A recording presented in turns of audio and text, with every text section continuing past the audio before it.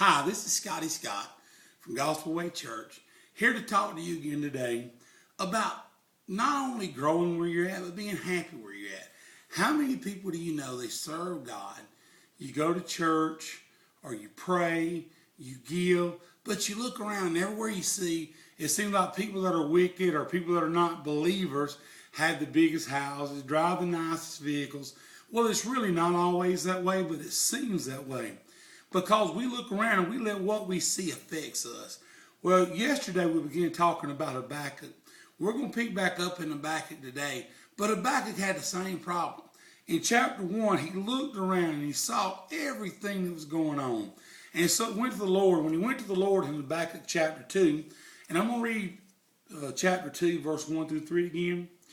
He says, I will stand upon my watch and set me upon the tower, and will watch to see what he was saying to me, and what I shall answer when I am reproved. And the Lord answered me and said, write the vision and make it plain upon tables, that he may run that readeth it. For the vision is yet for an appointed time, but at the end it shall speak and not lie. Though it tarry, wait for it, because it will surely come and will not tarry. I'm going to read verse 4 as well. Behold, his soul which is lifted up is not upright in him, but the just shall live by faith. This is a reminder, Habakkuk, that you got to live by faith. God doesn't work in the seen things around you. He works in the unseen. As a Christian, you've got to have faith in who God is, and you've got to be focused on what God's doing inside of you instead of looking around you, instead of looking at what the enemy's doing, what other people are doing. And so I'm going to talk real quick, 3 things that God had to refocus Habakkuk's vision on. Number 1, he had to refocus his vision on his place of service. He had a watchtower.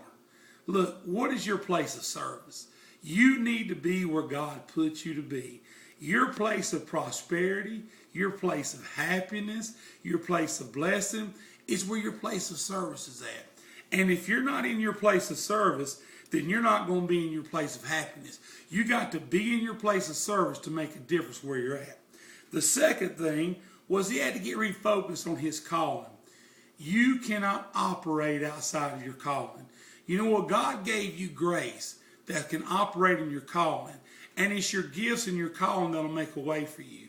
So get refocused on what God's called you to be. Not everybody can be a praise and worship leader. Not everybody can be a teacher or a pastor. Not everybody can be an elder in the church. But every person is called to be a disciple. Every person is called to be a witness. If you want to be happy, not only find your place of service, but get refocused on what your call is. And lastly, you got to get refocused on your faith. You got to have faith in who God is. You know, I think of what Paul said, I know whom I have believed in, and I know that he is able to keep that which he commended unto me against that day. God's going to keep his promise to you, and you can be happy. Paul quotes Habakkuk a few times. He says, the just shall live by faith. If you want to be happy, learn to have faith. Quit whining and worrying about what you don't have, and look at what God is doing. And I want to ask you this question in closing. Are you making a difference where you're at?